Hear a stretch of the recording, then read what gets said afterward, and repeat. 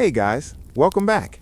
I hope you've had a decent day, but if not, let's just leave all that at the door. Go ahead and dim the lights, maybe grab a blanket, hopefully one that isn't made of scratchy 19th century wool, and settle in. Tonight, we're going to wander back to a time when Winter Wonderland wasn't a festive song, but a genuine threat to your toes. We're looking at the American Wild West, specifically how the people there dealt with winters that were, quite frankly, unnecessarily brutal. It's a story of poorly insulated cabins, questionable fashion choices, and the eternal human struggle of trying not to turn into an icicle while living in a place that clearly didn't want humans in it yet. So relax, breathe, and let's talk about some very cold, very grumpy pioneers. To understand the Wild West winter, you first have to understand the sheer audacity of the people moving there. You had folks coming from relatively mild climates thinking, yeah, I can farm in Wyoming, and then arriving just in time for a blizzard that would make a polar bear reconsider its life choices. It wasn't just cold, it was a personal insult from the atmosphere. And the housing? Well, let's just say architectural integrity was more of a suggestion than a rule. Imagine, if you will, the classic sod house. Now, on paper, living in a house made of dirt sounds like something a hobbit would do, and hobbits are cozy. In reality, it was less shire and more leaky basement with a view. Sod was great for insulation, sure, but it also had a habit of dripping mud onto your dinner when it rained, or worse, harboring a variety of local insects who didn't understand the concept of personal space. When the temperature dropped to 40 below, your walls didn't just keep the cold out, they became part of the cold. You'd wake up in the morning and find your breath had literally frosted onto the blanket. And because moving was a lot of work, most people just stayed in bed, hoping that if they didn't move, the laws of thermodynamics might temporarily forget they existed. Spoiler, they didn't. Then there were the log cabins. Now these were the luxury apartments of the frontier, assuming your definition of luxury includes gaps between the logs big enough to slide a deck of cards through. To fix this, they used chinking, basically a cocktail of mud, straw, and sometimes horsehair if the horse wasn't using it. But wood shrinks and expands, so as the winter deepened, the logs would groan and shift, and suddenly that wind coming off the Rockies found a brand new way to whistle through your living room. You'd spend half your day reapplying frozen mud to the walls, wondering why you didn't just stay in Ohio. Because, of course, the grass is always greener until it's buried under 6 feet of snow and your cow has frozen to the fence. Speaking of livestock, let's talk about the Great Die-Up of 1886. This is one of those historical moments that sounds like a dark comedy, but was mostly just dark. For years, cattle barons had been overstocking the range, thinking the good times would never end, because why not double down when things are going well? Then came the winter of '86. It wasn't just a cold snap, it was a seasonal apocalypse. The temperatures plummeted so fast that the cattle didn't even have time to seek shelter, not that there was much shelter to be had on a flat prairie. The cows did what cows do. They drifted with the wind. They'd walk for miles until they hit a barbed wire fence, and since they couldn't go through it, they just stopped. Thousands of them. By spring, the plains weren't covered in grass, they were covered in what looked like a surrealist sculpture garden of frozen beef. It was a disaster that effectively ended the era of the open range, proving once and for all that nature has a very low tolerance for human greed and poor planning. The cowboys who survived it spent most of the season huddled in line shacks, which were essentially tiny shacks placed along the ranch boundaries. Imagine being trapped in a 10 by 10 wooden box with 3 other guys who haven't bathed since October, eating nothing but sourdough biscuits and dried beef, waiting for a storm to end that feels like it's been going on since the Cenozoic era. It's a wonder they didn't just start talking to the furniture. And then there was the fashion. If you're picturing John Wayne in a cool leather jacket, I have some bad news. Survival in the West meant dressing like an onion, layers upon layers of wool. If you were lucky, you had silk long johns, which were actually a thing because silk is a fantastic insulator and doesn't itch as much as wool. but most people were stuck with the wool. It was heavy, it was scratchy, and once it got wet from the snow, it stayed wet for approximately 3 to 5 business years. Women had it even worse. Imagine trying to navigate a snowdrift in a floor-length skirt with 3 petticoats. It's not a pioneer aesthetic, it's a death trap. The bottom of the skirts would freeze solid, turning into a heavy, icy hoop that bruised your ankles with every step. But of course, Victorian modesty dictated that showing an ankle was far worse than losing a toe to frostbite. Priorities, I suppose. Some women eventually gave up and wore their husbands' trousers under their skirts, a scandalous move that was secretly a stroke of genius, because at 40 below, nobody's looking at your fashion choices. They're just trying to see if you're still breathing. Cooking was another adventure in misery. If you were in a soddy or a shack, your stove was your only friend. It was the heart of the home, the only thing keeping the darkness and the frost at bay. But stoves need fuel. In a land with no trees, what do you burn? Well, you burn buffalo chips or cow chips. Let's be polite and call it organic processed grass. It burns surprisingly hot and relatively clean. But the mental image of a mother baking bread over a fire made of dried poop is one of those historical realities we tend to gloss over in the movies. It was practical, it was efficient, and it was deeply, deeply unglamorous. But that was the West. It was a place where glamour went to die, and resourcefulness became your entire personality. The sky that turned black and the shattering sourdough. So we've established that the housing was questionable and the fashion was essentially a heavy, wet wool prison. But now let's drift over to the year 1888, a year that remains a permanent icy scar on the history of the Great Plains. It gave us the school children's blizzard, which sounds like a whimsical name for a snow day, but in reality, it was nature's way of reminding everyone that the frontier didn't care about their schedules. It started out as a strangely warm January day. People were actually out without their heavy coats, soaking up the rare winter sun. Farmers were working in the fields, and children were sitting in one-room schoolhouses, probably daydreaming about anything other than Latin verbs. Then, within minutes, the temperature dropped nearly 40 degrees. The wind picked up so much topsoil and snow that the sky didn't just turn gray, it turned pitch black. This wasn't a storm you could see coming, it was an ambush. Teachers were suddenly faced with a terrifying choice: keep the kids in a drafty schoolhouse with about 20 minutes worth of firewood left, or try to lead them through a void where you couldn't see your own hand in front of your face. Some teachers tied the children together with rope, creating a human chain to reach the nearest farmhouse. Others stayed put, burning desks and textbooks just to keep the frost from settling in their lungs. It's the kind of dark irony that history loves, burning the tools of education just to survive the day.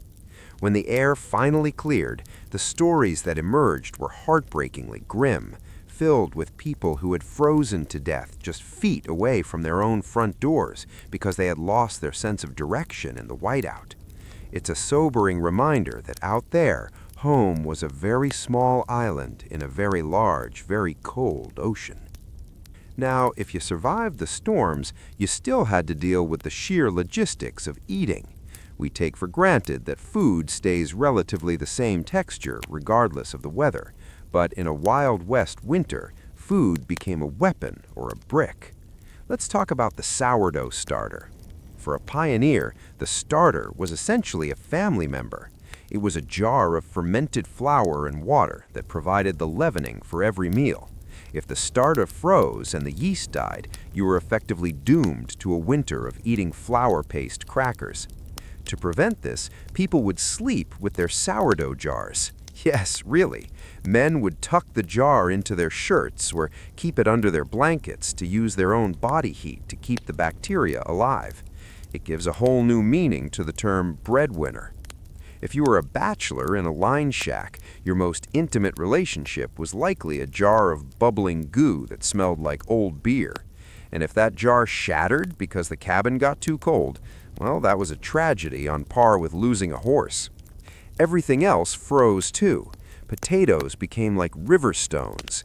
If you tried to cut one, the knife would just skitter off the surface.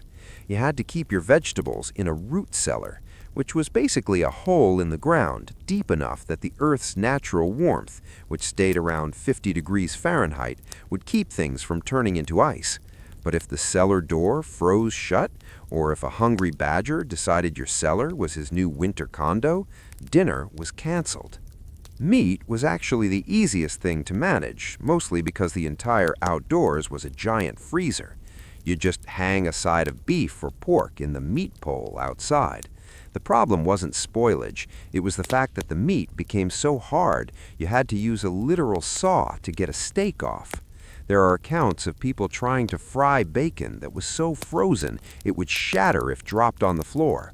It's hard to maintain a dignified, rugged cowboy persona when you're chasing shards of frozen pork around a dirt floor. And then there was the water situation, or rather the lack of liquid situation. If you lived near a creek, you had to go out every morning with an axe to break the ice just to get a bucket of slush. If you relied on a well, the pump would often freeze solid. The standard solution was to pour boiling water over the pump, but if you didn't have any water to boil because the pump was frozen, you can see the circular logic of despair that defined their mornings. Many people ended up just melting snow on the stove. It takes a staggering amount of snow to make a single gallon of water, and it usually tasted like the soot from the chimney or the aforementioned buffalo chips. It was hydration, but it certainly wasn't refreshing. Let's not forget the psychological toll of cabin fever. We use that term lightly today when the Wi-Fi goes out, but in the 1870s it was a legitimate mental health crisis. Imagine being trapped in a 12 by 12 foot space for 4 months with the same 3 people. You've read the only 2 books you own, usually the Bible and a dry almanac, about 50 times. You know every whistle in your husband's breathing. You know exactly which floorboard creaks when your brother moves. The silence outside is so heavy it feels like it's pressing against the walls. People would start to develop the stare. They'd sit by the stove looking at a knot in the wood for 6 hours. Some would just walk out into the snow and start walking, not because they had somewhere to go, but because the walls had become an enemy. In the journals of pioneer women, you see this slow descent into a quiet, cold madness. They'd write about the wind. The wind was a constant character in their lives, a screaming, relentless thing that never let them forget how thin the walls were. They'd record the exact date they ran out of sugar, or the day the last candle flickered out, leaving them in a darkness so thick you could almost feel it on your skin. Because, of course, lighting was a luxury. Kerosene cost money, and tallow candles smelled like a rendering plant and burned down in an hour. Most families spent their winter evenings in the dark, sitting by the dull red glow of the stove, talking in low voices or not talking at all. It was a slow-motion existence. You moved slowly to save energy. You ate slowly to make the food last. You waited for a spring that felt like a myth, a fairy tale told by people who lived in places where the ground wasn't made of iron. But even in this misery, there was a strange sort of community. If a neighbor's chimney stopped smoking, someone, usually the grumpiest, toughest guy in the area, would strap on snowshoes and trek 5 miles just to check. They'd find families huddled together under every rag they owned, sharing the last of the frozen potatoes.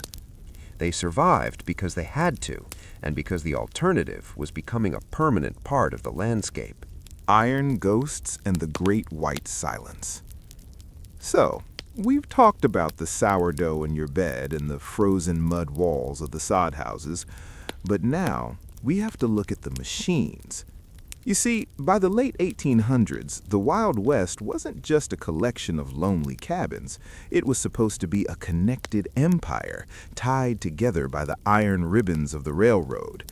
The locomotive was the symbol of progress, a fire-breathing beast that could conquer any distance. That is, until it met a Dakota snowdrift.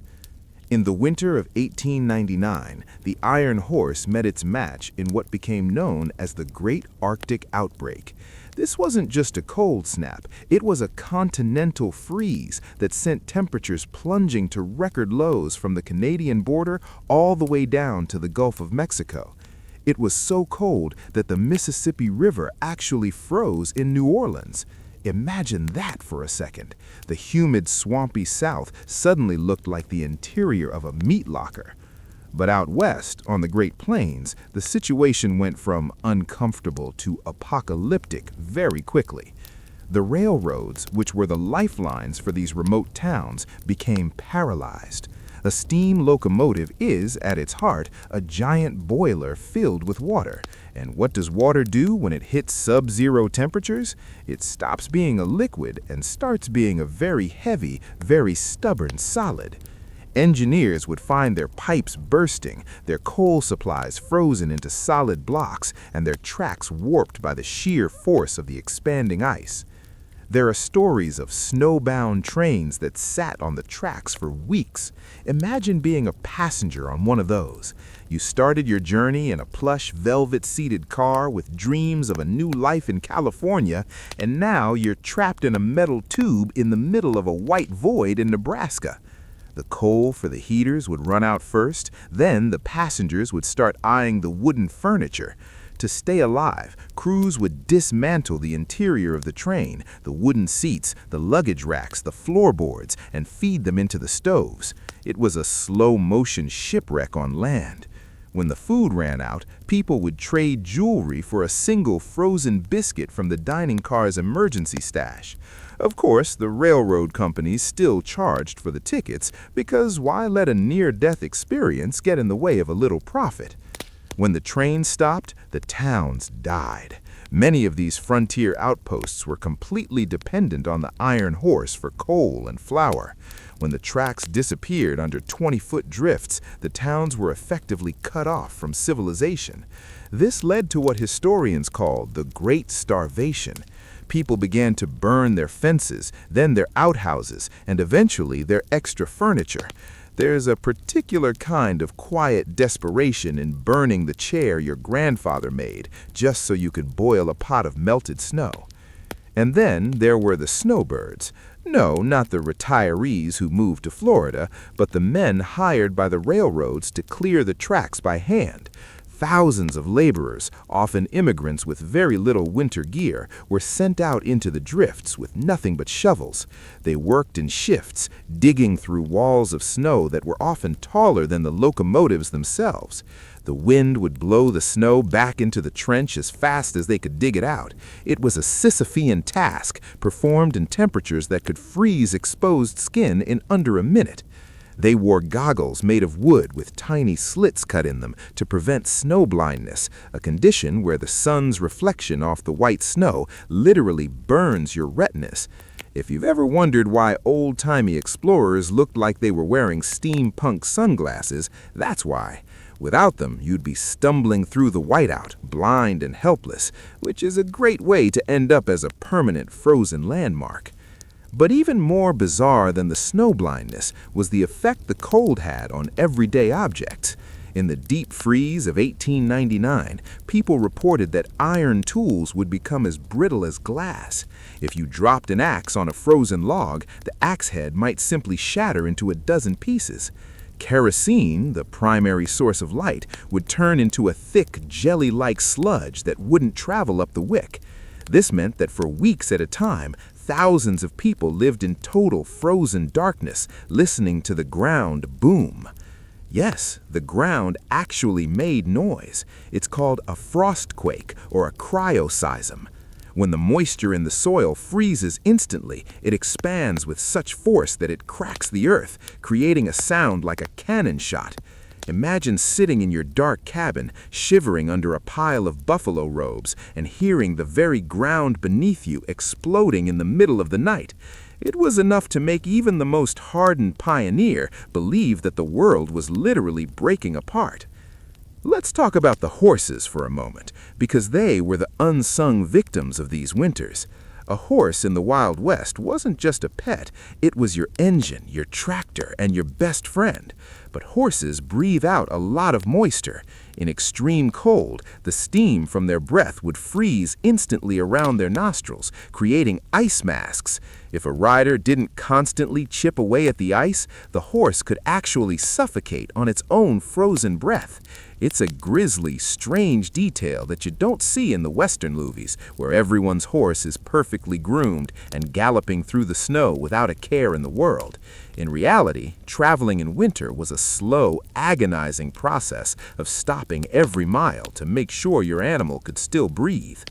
And yet, despite the shattered axes, the exploding ground, and the frozen trains, life, in its weirdest forms, continued.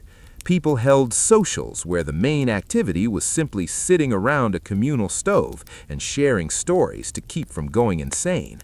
They played fiddles with fingers that were cracked and bleeding from the dry air. They told jokes about the cold, because if you didn't laugh at the fact that your coffee froze while you were pouring it, you'd probably just start crying, and tears, as many learned the hard way, have a nasty habit of freezing your eyelashes shut. The great outbreak eventually broke, as all winters do. When the thaw finally came, it brought its own set of problems, mostly in the form of massive floods, but for a few weeks, the survivors of the Wild West just stood in the mud and soaked up the sun. They had survived another round with a planet that seemed determined to evict them. They were thinner, grumpier, and likely smelled like a combination of wet wool and burnt cow dung, but they were alive. Onions, lard, and the alchemy of survival. So the trains are stuck, the ground is exploding, and your horse is wearing a mask of its own frozen breath. Naturally, in an environment this hostile, people started getting sick. But in the Wild West, getting sick wasn't a matter of calling a doctor and getting a prescription. Doctors were often 3 days' ride away, and that's assuming the doctor hadn't already frozen to his own porch. This meant that winter survival depended on frontier medicine, a terrifying blend of folklore, desperation, and whatever happened to be in the pantry. Let's talk about the most common winter affliction, the winter cough or the grip. Today we call it the flu or a chest cold, but back then it felt like a death sentence. The go-to remedy was the onion poultice. Now, if you've never had the pleasure, a poultice is essentially a warm, wet mess slapped onto your skin. Mothers would slice up onions, fry them in hog lard, because everything in the 19th century involved hog lard, and then wrap the steaming, greasy mixture in a rag. They would then strap this to the patient's chest. The theory was that the onions would draw out the toxins. In reality, it mostly just ensured that if you died, you'd smell like a cheap steakhouse. People swore by it, though. Perhaps the smell was so offensive that the virus simply decided to move to a neighbor's house. If the onion poultice didn't work, there was always the kerosene and sugar method. Yes, you heard that correctly. For a sore throat, it was common practice to take a spoonful of white sugar and drop a few droplets of kerosene, the same stuff used to light lamps, onto it. You'd swallow it down, feeling the chemical burn all the way to your stomach. It's a miracle anyone survived the cures, let alone the diseases. Of course, if you complained that it tasted like a workshop floor, you'd probably be told to stop being ungrateful. It was a tough time for tough people. And if your medicine didn't make you gag, it probably wasn't working. Then there was the issue of frostbite. In a world where your boots were made of leather that froze as hard as iron, black toe was a constant threat. The common wisdom of the time was actually one of the most dangerous myths, rubbing snow on a frozen limb. Today, we know that the tiny ice crystals in the snow act like thousands of little knives, shredding the already damaged skin cells. But back then, the sight of someone vigorously scrubbing a neighbor's gray, frozen foot with a handful of slush was considered high-grade medical intervention. When that inevitably failed, and the skin began to turn that telltale shade of necrotic purple, the doctoring became much more mechanical. We won't get too graphic, but let's just say that every farmhouse had a wood saw, and not all of them were used on timber. But winter wasn't just about physical pain. It was about the strange, desperate ways people tried to stay warm from the inside out. This brings us to the hot toddy, or as some pioneers called it, the only reason I haven't walked into a snowdrift. Alcohol was a staple of the winter diet. While we now know that alcohol actually lowers your core body temperature by dilating blood vessels, the feeling of warmth it provided was a powerful psychological tool. Men would drink fortified coffee, mostly whiskey with a splash of bean water, just to find the courage to go out and chop wood. Of course, a drunk man with an axe in a blizzard is a recipe for a very different kind of historical tragedy. But when the thermometer hits 50 below, logic is usually the first thing to freeze and break. The children, meanwhile, had their own winter rituals.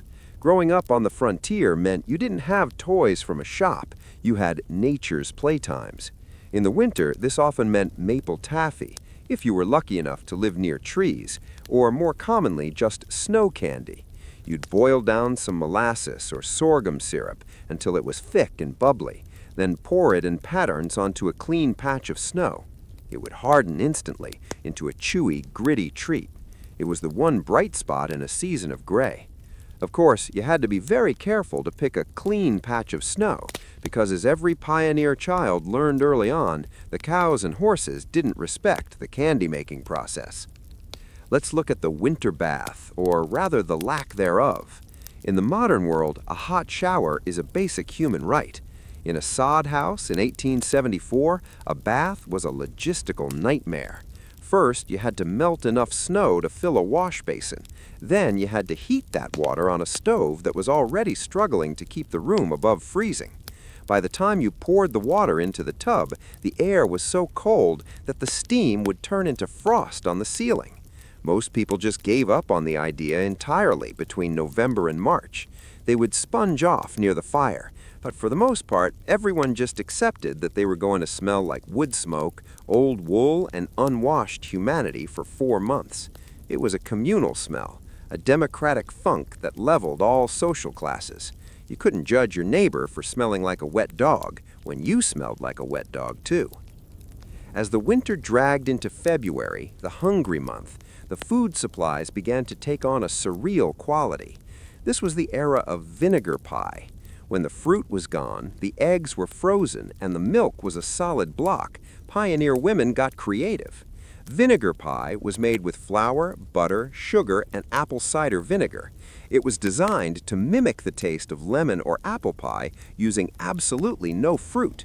It's a testament to the human spirit. Even when we're starving and freezing in a dirt hole, we still want dessert. It was tart, it was weird, and it was a reminder that even in the most brutal cold, a little bit of sweetness could make the difference between giving up and holding on for one more day. Because ultimately, that was the Wild West winter, a test of holding on. It was a season where you learned the exact limits of your patience, your marriage, and your own body. You sat in the dark, smelling of onions and kerosene, listening to the wind try to pry the roof off your house, and you waited. You waited for the first Chinook wind, that warm, magical breeze that could melt a foot of snow in an afternoon. Until that wind came, you were just a guest in a land that didn't want you there, doing your best to prove it wrong. The Great Thaw and the Sea of Mud. So the onions have been rubbed, the vinegar pie has been eaten, and you've spent 4 months contemplating every crack in your ceiling. Then, one morning, something changes. The wind, which has spent the last 100 days screaming like a banshee from the north, suddenly shifts. It's the Chinook, the snow eater. In a matter of hours, the temperature jumps from 20 below to 40 above. To a modern person, 40 degrees is still jacket weather. To a pioneer in 1888, it felt like a tropical vacation. But don't get too excited, because as the saying goes, nature never gives you a gift without a hidden invoice. And the invoice for a Wild West winter was always paid in mud. The Great Thaw sounds like a relief, but in reality it was a secondary disaster. Imagine billions of tons of snow and ice stacked 6 feet high across thousands of miles, all deciding to turn back into water at the exact same time. The frozen ground, which had spent the winter turning into something as hard as granite, couldn't absorb a single drop. So the water did the only thing it could. It moved. It moved in sheets across the plains, turning the dry creek beds into roaring, chocolate-colored rivers of destruction. This was the era of the inland sea. Towns that had been dry as a bone for years suddenly found themselves sitting in the middle of a lake. But this wasn't clear blue water. It was a slurry of melted snow, topsoil, dead livestock, and everything else the winter had claimed. The sadis we talked about earlier, those cozy dirt houses, met their final end during the thaw. After months of being frozen solid, the mud walls would soften. If the water rose high enough, the house didn't just leak, it dissolved. There is something deeply tragic about watching your home literally melt back into the earth from which it was dug.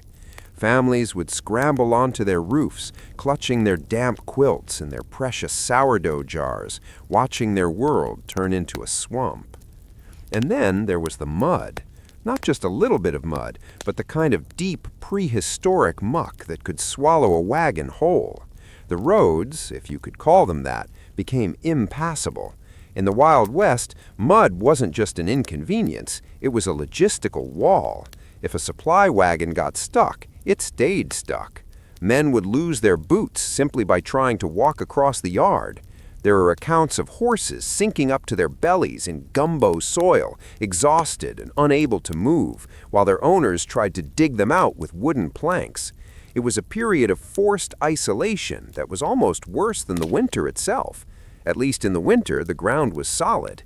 In the spring, the world was a liquid trap. This was also the time of the Great Reveal. As the snow receded, it began to uncover everything the winter had hidden. Remember the great die-up of cattle we discussed? Well, in the winter, the carcasses were just white mounds in the distance. In the spring thaw, they became something else. The stench of thousands of decaying animals began to hang over the plains like a heavy curtain. For miles, you couldn't find a source of water that wasn't contaminated.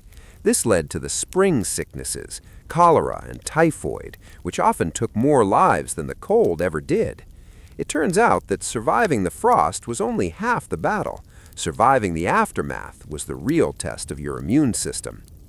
But even in the muck, the pioneer spirit remained stubbornly, almost annoyingly, optimistic. This was when the seed catalogs became the most important books in the house. People who had just spent 4 months nearly starving to death would sit at their muddy tables, looking at colorful drawings of giant tomatoes and golden corn. They'd plan their gardens with a fervor that bordered on mania. Because that's the trick of the frontier. You have to have a very short memory for pain and a very long memory for hope. If you remembered too clearly how bad the winter was, you just pack up and go back to the East Coast. To stay, you had to believe that this year the rain would be perfect, the grass would be tall, and the winter would be mild. Of course, it almost never was, but that didn't stop them from ordering the seeds. Let's look at the social life of the thaw. As soon as the mud dried enough to allow a horse to pass, the spring socials began. These were often held in the same schoolhouses that had nearly been buried in January. People would travel for 20 miles just to see another human face that didn't belong to their immediate family. The fiddle music would start up again, and people would dance the Virginia reel until the floorboards groaned. They danced to celebrate being alive. They danced to shake off the stiffness of the winter. And they danced because for a few brief weeks the sun was warm and the wind was gentle. Of course, the casual and snarky historian in me has to point out the irony here. These people would spend all spring and summer working themselves to the bone, plowing, planting, harvesting, and sweating under a brutal sun, all to prepare for the next winter. It was a cycle of survival that seems exhausting to us today. We live in an age of thermostats and grocery stores, where winter means wearing a slightly thicker hoodie. For them, winter was a heavy, looming presence that dictated every choice they made. They weren't just living in the West, they were negotiating with it. As the mud finally hardened into sun-baked ruts, the cycle began anew. The iron horses of the railroad would start running on schedule again, bringing new waves of hopeful, slightly naive immigrants who had no idea what was waiting for them. The survivors of the previous winter would watch them arrive, perhaps with a bit of a half-baked potato smirk, knowing that by December these new arrivals would also be sleeping with sourdough jars and rubbing onions on their chests. The Wild West winter wasn't just a season, it was a filter. It filtered out the weak, the unlucky, and the people who didn't like the smell of burning cow chips. Those who remained were a different breed, harder, quieter, and deeply suspicious of any day that felt too warm in January. They knew that the great white silence was always just one north wind away. So, as you settle deeper into your blankets tonight, take a moment to appreciate your insulation. Appreciate the fact that your breath isn't frosting onto your pillow, and that your dinner didn't require a saw to cut. The Wild West was a land of beauty and legend, but it was also a place where a single snowstorm could rewrite your entire life story. And on that chilly note, I think it's time to close the book on this particular frozen chapter. Thanks for hanging out with me tonight. I hope the stories of frozen boots and vinegar pies have helped you drift off, or at least made your own bed feel a little bit cozier. Sleep well, stay warm, and I'll see you in the next one. The Psychology of the Long Dark and the Ghosts of the Frontier. So the mud has finally dried into a cracked, dusty crust, and the inland sea has retreated back into the creek beds. We've seen the physical toll, the shattered axes, the frozen toes, and the vinegar pies. But before we let the sun set on this frozen landscape, we need to talk about the part of survival that wasn't about lard or onions. We have to talk about the mind. Because when you are trapped in a 10-foot wide wooden box for 4 months, the biggest threat isn't always the frostbite outside. Sometimes it's the person sitting across from you. Or worse, it's the silence that starts talking back. Historians often focus on the heroic struggle of the pioneer, but the journals tell a much weirder, more human story. This was the era of social atrophy. In a modern world, we are constantly bombarded with noise, but in a Wild West winter, the silence was a physical weight. After about 6 weeks of hearing nothing but the wind and the occasional boom of a frostquake, people began to develop what they called the solitude. It wasn't just being lonely, it was a state of being where you forgot how to be a person. Imagine a cabin with a husband, a wife, and 3 children. For months they have said everything there is to say. They've told every story. They've argued about every possible topic, from how to stack the wood to which cow is the dumbest. Eventually, they just stopped talking. There are accounts of families who spent entire months in near total silence, communicating only through nods and grunts. It wasn't that they were angry, they were just frozen socially. When spring finally arrived and a neighbor stopped by, these people would sometimes flee into the woods or hide under the bed. They had forgotten how to process a new human face. It took weeks for their social gears to unstick, much like the frozen pumps in their yards. Then there were the bachelors, the trappers, the miners, and the line riders who lived completely alone. This is where the history gets truly strange. When a human mind is deprived of stimulation for too long in a cold, dark environment, it starts to fill the gaps. Men would start talking to their boots, not just a quick, "Where are you?" but full hour-long philosophical debates about the nature of existence directed entirely at a piece of worn leather. They'd name the mice in the walls and treat them like house guests, leaving crumbs of precious hardtack out for them. One famous account tells of a miner who spent an entire winter in a mountain cabin. He became so convinced that his reflection in a small, cracked mirror was a separate person, a rude, silent roommate, that he eventually threw the mirror out into the snow because the other guy wouldn't stop staring at him while he ate his beans. It sounds funny now, a bit of that dry humor we like, but at the time it was a desperate mechanism to keep the brain from simply shutting down. And of course, we have to mention the religious fervor that the winter induced. When you are convinced that the world is ending every time a blizzard hits, you tend to get very interested in the afterlife. Winter was a time of intense, often bizarre spiritual revelations. People would emerge from their cabins in April claiming they had spoken to angels in the swirl of the snow, or that the wind had been whispering prophecies through the chimney. It was a hallucinatory time. The combination of low oxygen in cramped cabins, the fumes from the buffalo chip fires, and the near-starvation diet created a perfect storm for frontier visions.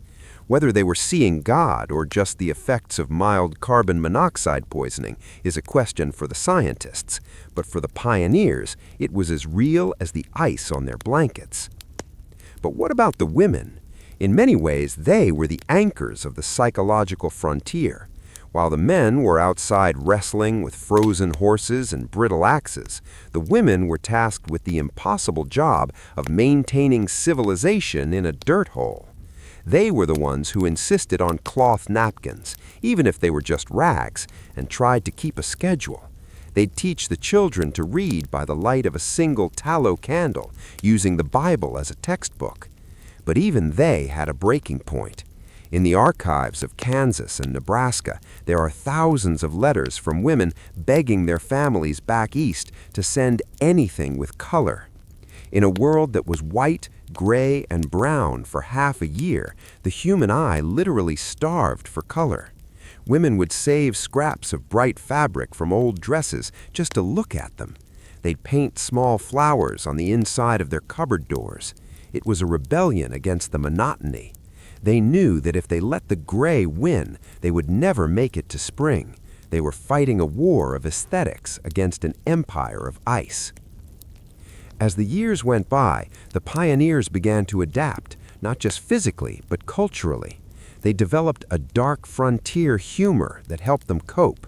You see it in the tall tales of the era, stories about the Paul Bunyan winter, where it was so cold that words froze in the air, and you had to wait until July to hear what your neighbor had said to you in January. Or stories about the frozen shadow, where a man walked so fast his shadow got stuck in a snowdrift and he had to go back for it the next day. These weren't just jokes, they were armor. If you can turn the thing that's trying to kill you into a punchline, it loses a little bit of its power.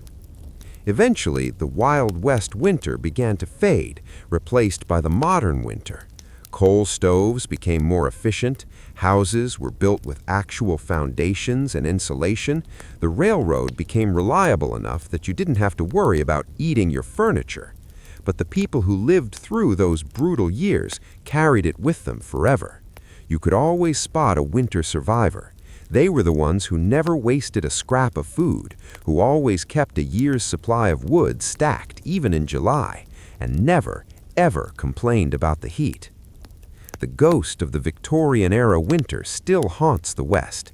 You can see it in the ruins of the old sod houses, now just grassy mounds on the prairie, and in the family stories passed down through generations. It's a story of what happens when human ambition hits the immovable wall of the natural world. It wasn't a conquering of the West, it was a survival, a slow, cold, snarky, and incredibly stubborn survival. So, as we finally blow out the candle on this 1.5-hour journey through the frost, remember those silent families, the talking boots, and the women painting flowers in the dark. They are the reason the West exists today. They sat through the long dark so that we could sit in the light. I'm going to leave you here in the quiet of your own warm room. I hope your dreams are filled with spring thaws and green grass, and that you never have to sleep with a jar of sourdough, unless, of course, you're into that sort of thing. No judgment here. Good night, stay cozy, and as always, Try to get some sleep. The sun will be up before you know it. And thankfully, you won't have to shovel your way to the kitchen. Well, we've made it through the mud, the madness, and the sourdough-filled beds. But as we reach the final stretch of our long, cold walk through history, we have to look at the long memory of the winter.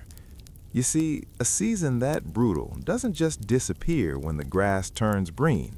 It stays in the bones of the people, and more importantly, it stays in the culture of the West. If you've ever wondered why people in the Midwest and the Great Plains are so obsessed with talking about the weather, or why they seem to have a strange, quiet pride in surviving a blizzard, it's because of everything we've talked about tonight. It's an ancestral trauma that has been rebranded as rugged character. Let's talk about the winter preparedness that became a religion. After the great freezes of the late 1800s, the relaxed attitude of the early pioneers was gone. In its place was a frantic, almost obsessive need to stockpile. This was the birth of the storm cellar. Originally, these were meant for tornadoes, but in the winter, they became the ultimate insurance policy. People began to build double-walled barns and houses with snow porches, basically an extra room designed to catch the snow so it didn't blow directly into your kitchen when you open the door.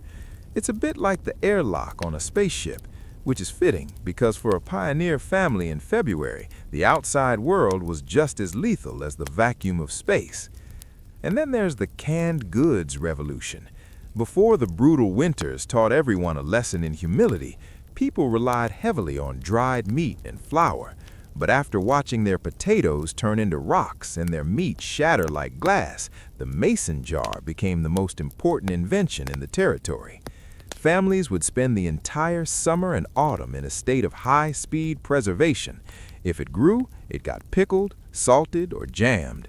By the time the first frost hit, the shelves of a successful frontier home looked like a museum of colorful glass. This wasn't just about nutrition, it was about psychological security. Being able to see 500 jars of peaches and green beans meant that no matter what the sky did, you weren't going to have to eat a vinegar pie unless you really wanted to. But the legacy of the winter went deeper than just jars of beans. It changed the way people looked at the land. Before the brutal era, the West was sold to people as a paradise, a place of endless sun and easy farming. The winters of the 1880s and 90s acted like a giant, icy reality check. It killed the boomer mentality and replaced it with a much more cynical, snarky view of nature. You see it in the literature of the time. The stories stopped being about conquering the wild and started being about enduring the wild. It's a subtle shift, but it's the difference between a hero and a survivor. The survivor is the one who knows that the wind doesn't care about your manifest destiny. It just wants to blow your hat off and freeze your ears. Let's wander over to the social impact one last time. These winters actually helped create the famous Western hospitality. It sounds counterintuitive. You'd think people would become more selfish when resources are scarce. But in the Wild West, being a hermit during a blizzard was a death sentence. The community became a biological necessity. This is why even today, if you break down on a snowy road in Wyoming or Montana, 3 different trucks will stop to help you within 10 minutes. That instinct was forged in the 1800s when leaving a neighbor out in the cold was considered a form of murder. They learned that the only way to beat the great white silence was to keep talking to each other, even if you were just complaining about the price of kerosene. And speaking of kerosene, the winter eventually forced the hand of technology. The sheer difficulty of surviving these years accelerated the push for rural electrification. People were tired of the tallow candle lifestyle. They were tired of their breath freezing on their pillows. The demand for a life that wasn't dictated by the tilt of the Earth's axis led to the rapid spread of power lines and telegraph wires. The Wild West was being tamed not by cowboys with guns, but by engineers with heaters and light bulbs.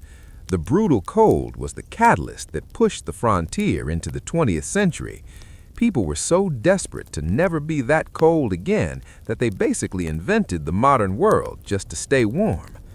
But as the modern world arrived, something was lost. That quiet we talked about, that heavy, oppressive, but deeply meditative silence began to vanish. Today, we have the hum of the refrigerator, the buzz of the heater, and the glow of the screen.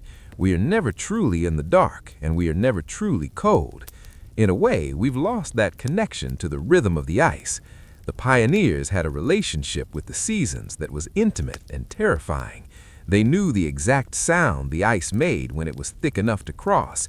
They knew the specific smell of a coming storm, that sharp, metallic scent that cuts through the air.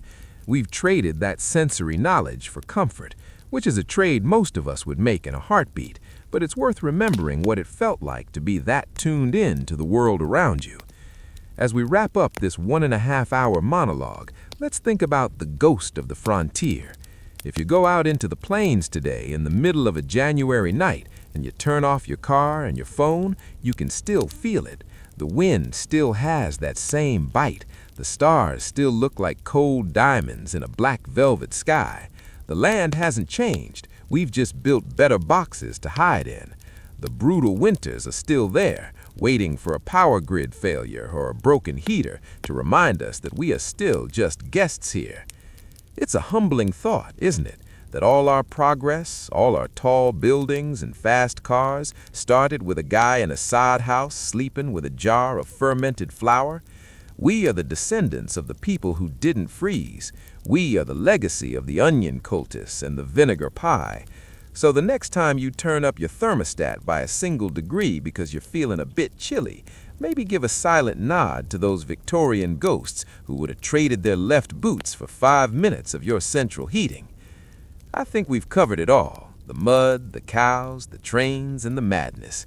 It's been a long journey, but I'm glad you stayed with me until the thaw. The fire is burning low now, and the frost is starting to creep up the corners of the window. It's time to pull the covers up, adjust your pillow, and let the history fade into the background. You've survived the long dark of the Wild West, at least narratively speaking. Now it's the easiest part of the day. No chores, no wood to chop, no frozen pumps to thaw. Just the quiet, the warmth, and the heavy eyelids. Thanks for listening to these sleepy stories. It's been a pleasure being your sleepless historian for the evening. I'll be back soon with another deep dive into the weird, the dark, and the strangely comfortable corners of our past. But for now, take a deep breath, forget about the wind outside, and just drift. Good night, stay warm, and I'll see you in the morning.